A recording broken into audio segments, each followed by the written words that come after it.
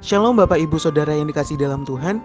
Kembali lagi kita berkumpul bersama untuk melaksanakan ibadah raya secara online tanggal 17 Mei 2020. Mari kita memulai ibadah pada hari ini dengan membaca Alkitab yang diambil dari Mazmur 39 ayat 13 sampai 14. Inilah kebenaran firman Tuhan. Dengarkanlah doaku ya Tuhan, dan berilah telinga kepada teriakku minta tolong. Janganlah berdiam diri melihat air mataku, sebab aku menumpang padamu. Aku pendatang seperti semua nenek moyangku. Alihkanlah pandanganmu daripadaku, supaya aku bersukacita sebelum aku pergi dan tidak ada lagi. Amin. Selanjutnya kita akan menaikkan satu nyanyian pujian yang diambil dari NP nomor 13, Allah Bapa Sumber Kurnia.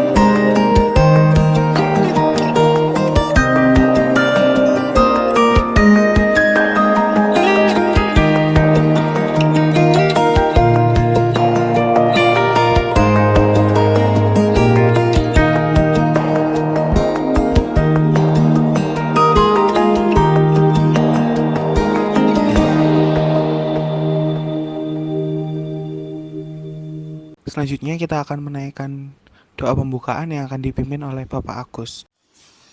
Bapa kami yang berada dalam kerajaan surga yang mulia, pada saat ini kami datang menghadap kehadirat-Mu. Kami mengucap syukur atas kasih pemeliharaan-Mu kepada kami dan keluarga kami masing-masing. Dan kami mengucap syukur atas berkat yang Kau berikan kepada kami hari demi hari, waktu demi waktu. Kau sertai kami dalam semua aktivitas kami sehari-hari ya Tuhan. Dan kami mohon ampun Tuhan atas hal-hal yang tidak berkenan di hadapan-Mu, baik melalui pemikiran kami, tutur kata kami, maupun tingkah laku kami yang tidak berkenan di hadapan-Mu Tuhan. Ampuni kami atas semuanya itu.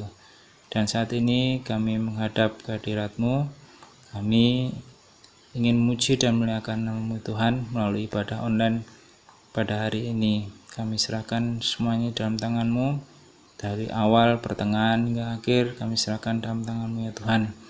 Engkau lawat setiap pribadi yang mengikuti ibadah ini.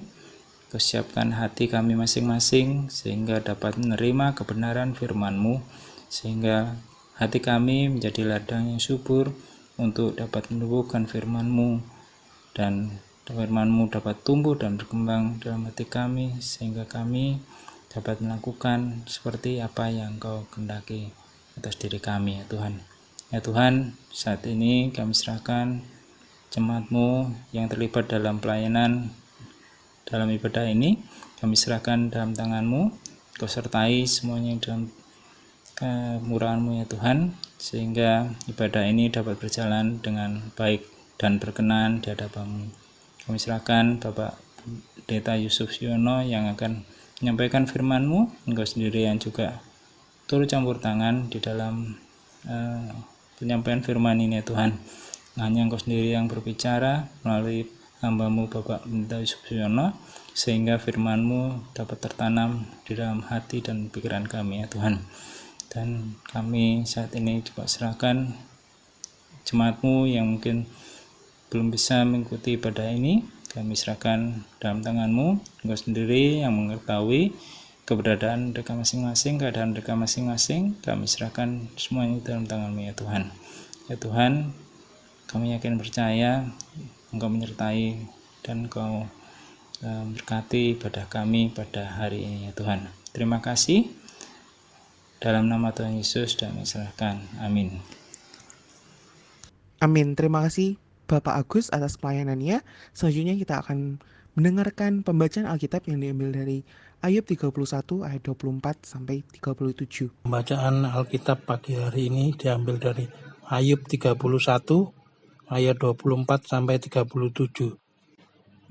Jikalau aku menaruh kepercayaan kepada emas dan berkata kepada kencana, Engkaulah kepercayaanku.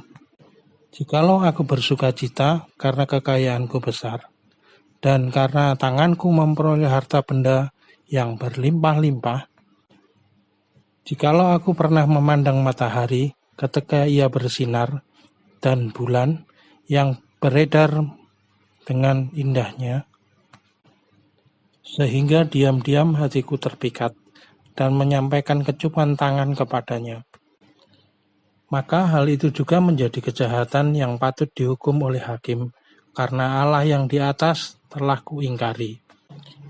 Apakah aku bersukacita karena kecelakaan pembenciku, dan bersorak-sorai bila ia ditimpa malapetaka? Aku takkan membiarkan mulutku berbuat dosa, menuntut nyawanya dengan mengucap sumpah serapah. Jikalau orang-orang di kemahku mengatakan, siapa yang tidak kenyang dengan lauknya, malah orang asing pun tidak pernah bermalam di luar, pintuku kubuka bagi musafir. Jikalau aku menutupi pelanggaranku seperti manusia dengan menyembunyikan kesalahanku dalam hatiku, karena aku takuti khalayak ramai dan penghinaan kaum keluarga mengagetkan aku, sehingga aku berdiam diri dan tidak keluar dari pintu. Kiranya ada yang mendengarkan aku. Inilah tanda tanganku. Hendaklah yang Maha Kuasa menjawab aku. Sekiranya ada surat tuduhan yang ditulis lawanku. Sungguh, surat itu akan kupikul dan akan kupakai bagaikan mahkota. Setiap langkahku akan kuberitahukan kepadanya, selalu pemuka aku akan menghadap dia. Amin. Amin. Terima kasih Bapak Edi Suharno atas pelayanannya. Selanjutnya kita akan mendengarkan firman Tuhan yang akan disampaikan oleh Bapak Pendeta Yusuf Suyono. Namun sebelumnya, mari kita menaikkan satu nyanyian pujian dari NP 152, Tuhan yang memimpin aku.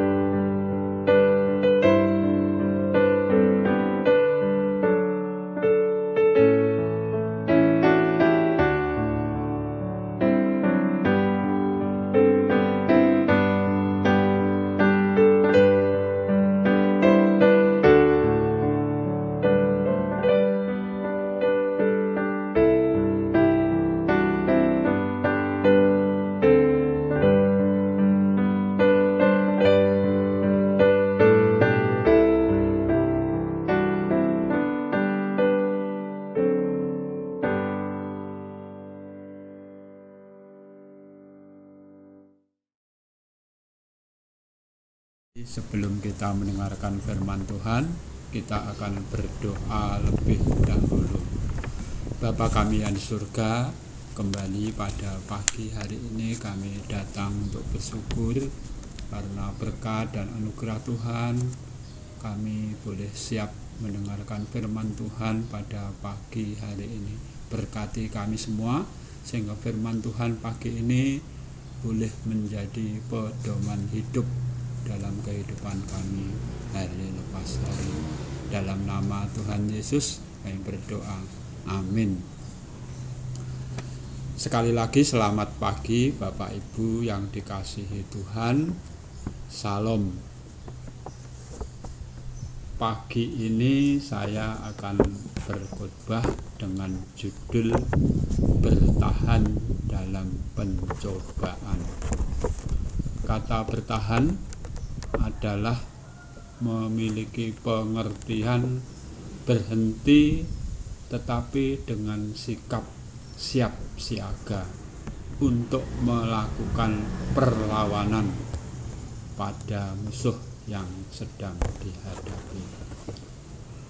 Berhenti dengan siap berarti walaupun secara fisik mungkin berhenti, stop, tidak kemana-mana, tetapi sesungguhnya pikiran jalan terus untuk mencari jalan keluar agar mampu bertahan, menyerang, bahkan mengalahkan musuh yang kita hadapi. Kalau kita perhatikan sampai saat ini pemimpin-pemimpin dunia, khususnya juga pemimpin-pemimpin kita, lebih khusus lagi para medis, para peneliti sedang berjuang, sedang bertahan untuk menghadapi virus yang menyebar di seluruh dunia termasuk Indonesia. Kita sebagai orang-orang percaya juga bisa membantu mereka. Sebagai orang-orang percaya, mari kita membantu mereka dengan cara tidak langsung. Kita membantu mereka dengan mendoakan mereka. Para pemimpin-pemimpin kita, para medis, TNI Polri, para peneliti, agar mereka mampu menemukan virus corona ini, bahkan mereka mampu bertahan dan akhirnya mampu menang melawan wabah virus corona 19 ini. Saya mempunyai cerita yang menarik di dalam berita Kompas minggu yang lalu, bagaimana dunia, para pemimpin memenangkan perjuangan melawan penyakit cacar. Saya akan membacakan. Penyakit cacar membunuh jutaan orang di banyak negara sebelum vaksinnya ditemukan. Siapa saja yang selamat dari penyakit ini akan hidup dengan kebutaan, bahkan struktur tubuh yang tidak lagi sempurna. Namun kerjasama global menjadikan cacar penyakit pertama yang bisa dimusnahkan lewat penemuan vaksin. Cacar bisa sangat merusak pada pekan pertama ia menyerang seseorang. Kata seorang peneliti, Rosin M. Ham, peneliti dari Angkatan Bersenjata Jerman, pada tahun 2000 ini mereka berkata memperingati 40 tahun musnahnya penyakit cacar oleh vaksin yang telah ditemukan. Pada abad ke-20 saja, setidaknya sampai 60 tahun lalu, penyakit cacar menewaskan sedikitnya 300 juta warga di bumi. Cara penularannya mirip dengan penyakit yang kini melanda dunia, yaitu pandemi COVID-19. Seperti COVID-19, virus cacar itu terkandung dalam percikan ludah atau ingus si penderita. Virus ini mudah menempel pada benda apapun atau kepada siapapun. Kita bisa belajar dari banyak hal dari penyakit cacar untuk menangani COVID-19 ini. Kata penanggung jawab penyakit cacar Organisasi Kesehatan Dunia WHO, Rosamund Lewis, penyakit cacar menghantui manusia selama ribuan tahun, menginfeksi jutaan orang dari berbagai kalangan. Sesungguhnya sudah hampir 3000 tahun ada seorang dokter Inggris bernama Edward Jenner menemukan vaksin cacar di Swiss. Namun vaksin itu belum sempurna. Baru sekali lagi 40 tahun lalu vaksin itu sempurna dan bisa menghalau penyakit cacar di dunia. Puji Tuhan. Bapak Ibu Saudara yang dikasihi Tuhan, pada masa-masa seperti ini kita harus berjuang, mampu bertahan dalam keadaan kita menghadapi virus corona yang belum ada vaksinnya ini. Mungkin seperti penyakit cacar, virus corona ini akan terus berlangsung lama, tetapi kita bisa belajar untuk bertahan. Saya juga punya sedikit artikel bagaimana kita belajar di masa-masa yang sulit ini. Yang pertama, kita harus belajar mulai sadar akan kesehatan diri kita masing-masing. Seperti pemerintah katakan kepada kita, mari kita lebih sering mencuci tangan kita dengan sabun, memakai masker waktu keluar rumah, menjaga jarak atau menjauhi kerumunan waktu di luar rumah. Sampai kapan? Kita tidak tahu. Tetapi minimal kalau saya, Bapak Ibu melakukan itu semua, kita akan mampu bertahan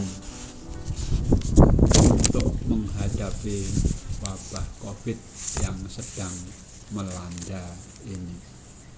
Bapak Ibu yang dikasihi Tuhan, firman Tuhan pada pagi hari ini akan diambil dari kisah Ayub. Ayub pasal 31 ayat 24 sampai 37. Saya akan membacakan lebih dahulu. Demikian firman Tuhan, Ayub 31 ayat 24 sampai 37. Jikalau aku menaruh kepercayaanku kepada emas dan berkata kepada kencana, engkaulah kepercayaanku. Jikalau aku bersukacita karena kekayaanku besar dan karena tanganku memperoleh harta benda yang berlimpah-limpah, jikalau aku pernah memandang matahari ketika ia bersinar dan bulan yang beredar dengan indahnya, sehingga diam-diam hatiku terpikat dan menyampaikan kecupan tangan kepadanya, maka hal itu juga menjadi kejahatan yang patut dihukum oleh hakim, karena Allah di atas telah kuingkari. Apakah aku bersuka cita karena kecelakaan pembenciku, dan bersorak-sorai bila ia ditimpa malapetaka? Aku takkan membiarkan mulutku berdosa, menuntut nyawanya dengan mengucapkan sumpah serapah. Jikalau orang-orang kemahku mengatakan, siapa yang tidak kenyang dengan lauknya? Malah orang asing pun tidak pernah bermalam di luar pintuku, kubuka bagi musafir. Jikalau aku menutupi pelanggaranku seperti manusia dengan menyembunyikan kesalahanku dalam hatiku, karena aku takuti kalayak ramai dan penghinaan kaum keluarga mengagetkan aku, sehingga aku berdiam diri dan tidak keluar dari pintu. Sekiranya ada yang mendengarkan aku, inilah tanda tanganku. Hendaklah Yang Maha Kuasa menjawab aku, sekiranya ada surat tuduhan yang ditulis lawanku. Sungguh surat itu akan kupikul dan akan kupakai sebagai mahkota. Setiap langkahku akan kuberitahukan kepadanya Setiap langkahku akan kuberitahukan kepadanya, selaku pemuka aku akan menghadap dia. Demikian firman Tuhan pada perikop pagi hari ini. Seperti judul yang saya berikan pagi ini, bertahan dalam pencobaan. Seperti minggu-minggu yang lalu, kata ujian atau pencobaan yang kita alami seringkali membuat kita cepat untuk menyerah.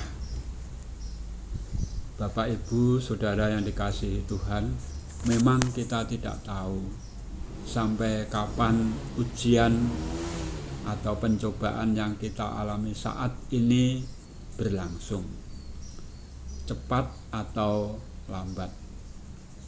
Seperti kisah Ayub, waktu Ayub diuji imannya, dia juga tidak tahu sampai kapan ujian itu berlangsung, tetapi ia mampu bertahan. Bapak, Ibu, Saudara yang dikasihi Tuhan, mari kita berusaha juga untuk mampu bertahan. Tidak mudah menyerah. Kita ambil hikmat saja di balik semuanya itu. Ada beberapa hal yang patut kita pelajari dari hikmat keadaan saat ini. Yang pertama, kita akan menjadi lebih sadar akan kebersihan diri. Kita akan selalu berusaha untuk mencuci tangan saat masuk rumah, bahkan kita mandi atau membersihkan diri. Selalu sadar untuk memakai masker saat keluar rumah. Hikmat yang terakhir yang saya temukan, kita pasti menjadi lebih hikmat karena jarang keluar rumah, bahkan mungkin jarang untuk membeli makanan di luar, jarang jalan-jalan. Hikmat yang paling penting, kita justru belajar sering bersekutu bersama-sama Tuhan. Percayalah, kalau saya dan saudara mampu bertahan, Tuhan selalu melihat kita. Tuhan akan memberi kekuatan kepada kita. Firman Tuhan di dalam kitab Habakuk 3 ayat 17 sampai 19 saya akan membacakan demikian. Sekalipun pohon ara tidak berbunga, pohon anggur tidak berbuah, hasil pohon zaitun mengecewakan, sekalipun ladang-ladang tidak menghasilkan bahan makanan, kambing domba terhalau dari kurungan, dan tidak ada lembu sapi dalam kandang. Namun aku bersorak-sorak di dalam Tuhan, beria-ria di dalam Allah yang menyelamatkan aku. Allah Tuhanku itu kekuatanku. Ia membuat kakiku seperti kaki rusa. Ia membiarkan aku berjejak di bukit-bukitku. Bapak, Ibu, Saudara yang dikasihi Tuhan, mari kita kembali ke ayat-ayat yang telah kita baca tadi dan belajar dari tokoh Ayub ini, bagaimana ia mampu bertahan. Yang pertama akan saya kembali membaca di dalam Ayub pasal 42 ayat 5 berkata demikian. Hanya dari kata orang saja aku mendengar tentang engkau, tetapi sekarang mataku sendiri memandang engkau. Ayub mampu bertahan karena justru dalam penderitaannya lah Ayub memiliki pengenalan akan Allah secara langsung. Ayub memiliki pengenalan kepada Allah secara pribadi. Yang pertama, bagaimana Ayub mampu bertahan di dalam penderitaannya. Pertama, sekali lagi, ia tidak percaya kepada harta benda yang dimilikinya kecuali kepada Allah. Seperti ayat bacaan tadi, saya mengulangi sekali lagi ayat 24 sampai 28 berkata demikian. Jikalau aku menaruh kepercayaan kepada emas dan berkata kepada kencana, engkaulah kepercayaanku, jikalau aku bersukacita karena kekayaan besar dan engkau karena tanganku memperoleh harta benda yang melimpah-limpah, jikalau aku pernah memandang matahari ketika ia bersinar dan bulan yang beredar dengan indahnya, sehingga diam-diam hatiku terpikat dan menyampaikan ketupan tangan kepadanya, maka hal itu menjadi kejahatan yang patut dihukum oleh hakim, karena Allah yang di atas telah kuingkari.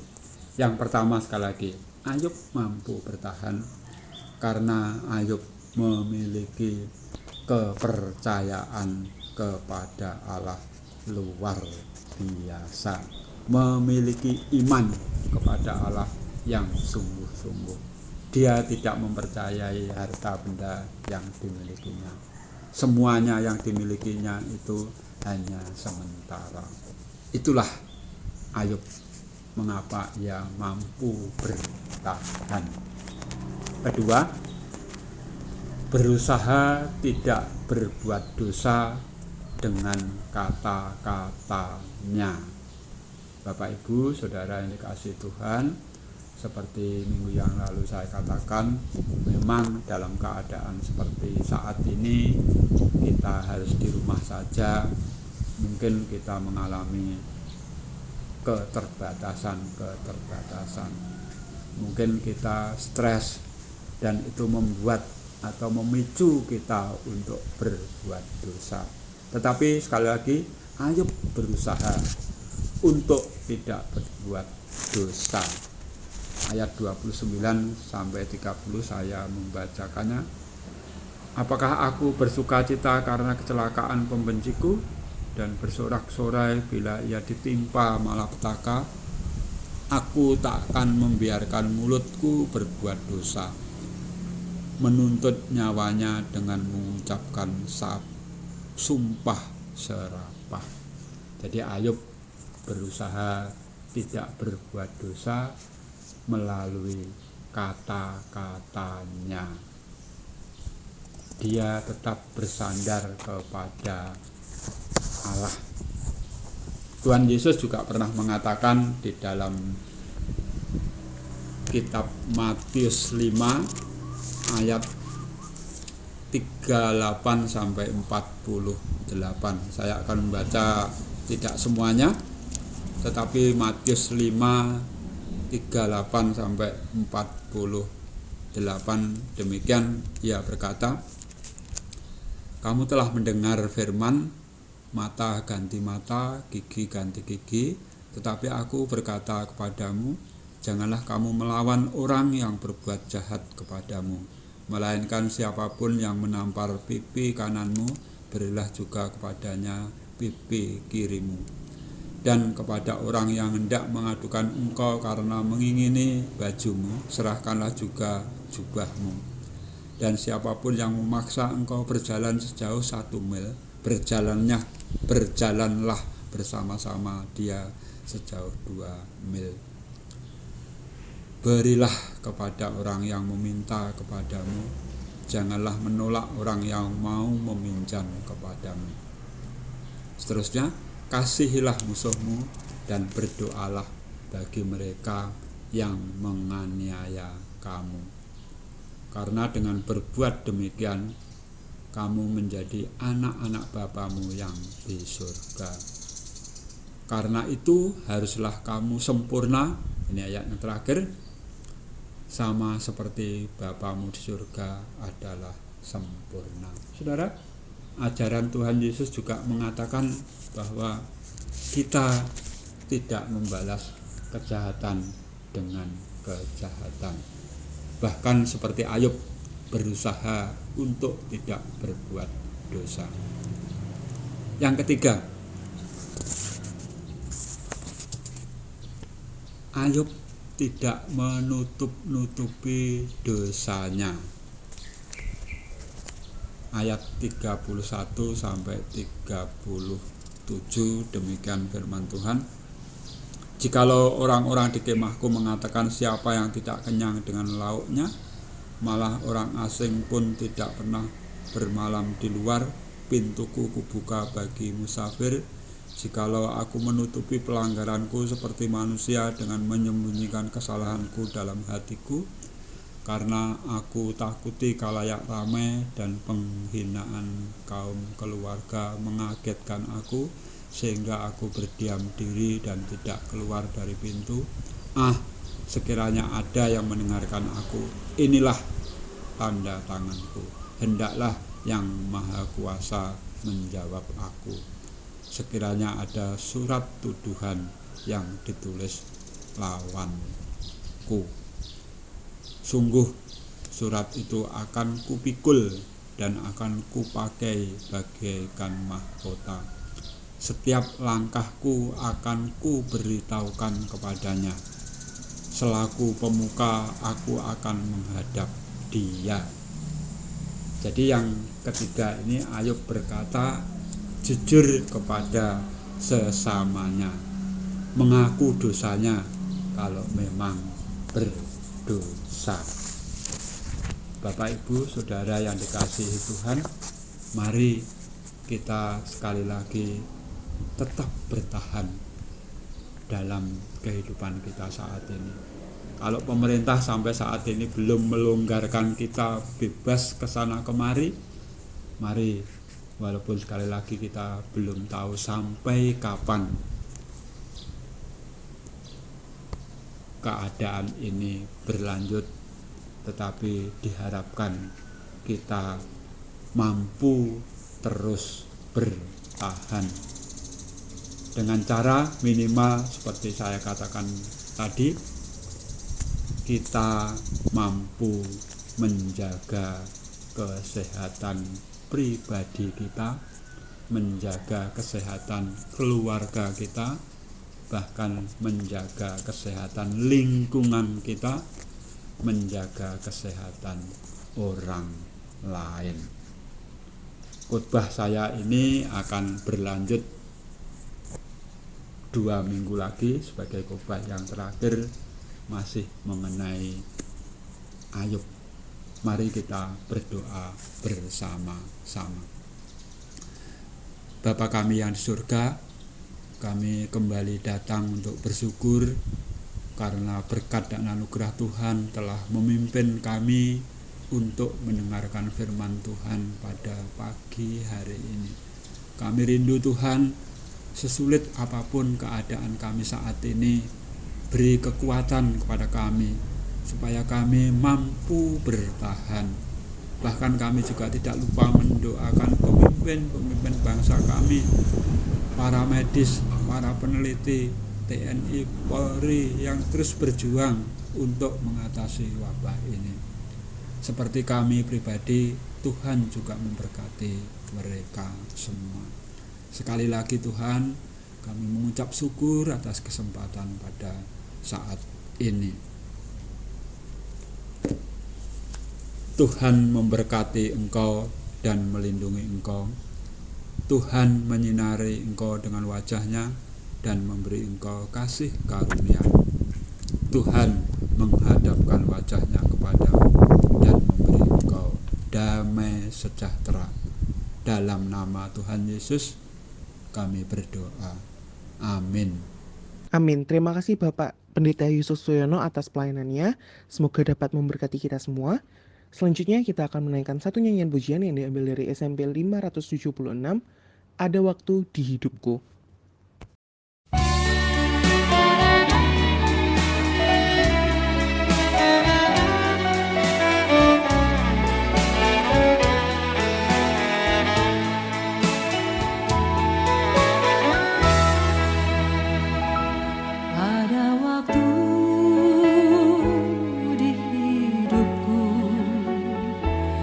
Pencobaan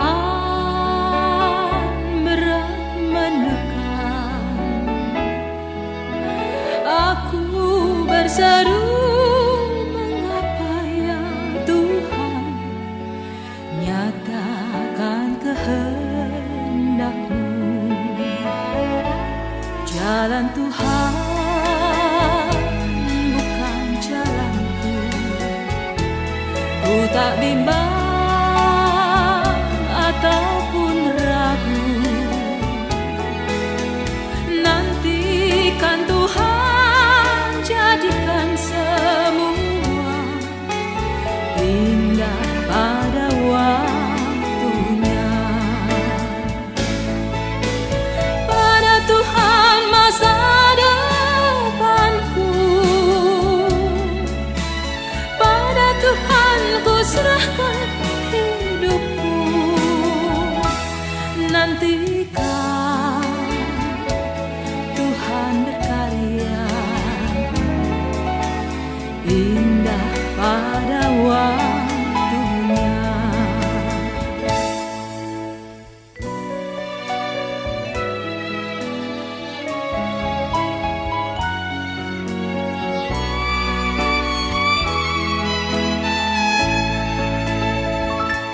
Jalan Tuhan bukan jalanku, ku tak bimbang ataupun ragu.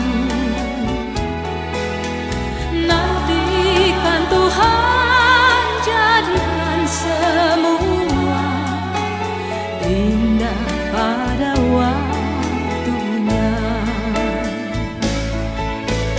Pada Tuhan masa depanku, pada Tuhan ku serahkan hidupku. Nantikan Tuhan berkarya indah pada waktunya.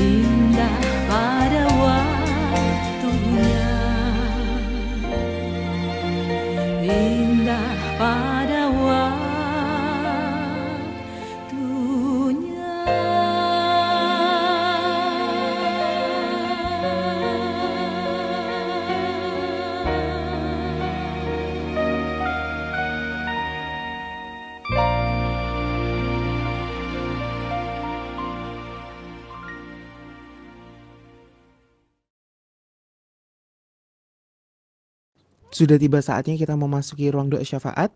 Adapun pokok-pokok doa syafaat, yang pertama wabah COVID-19, yang kedua lansia atau jemaat yang sakit, yang ketiga pemerintah kita, yang keempat kelanjutan Mubes ke-11 GGBI.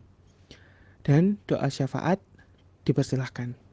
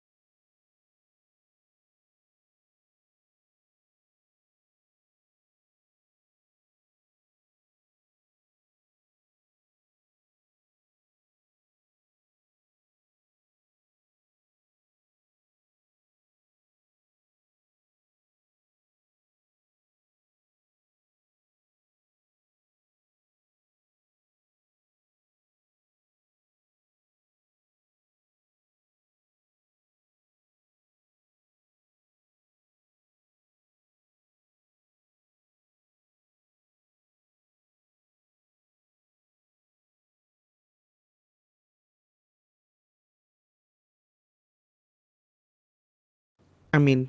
Saatnya kita memberikan persembahan kita.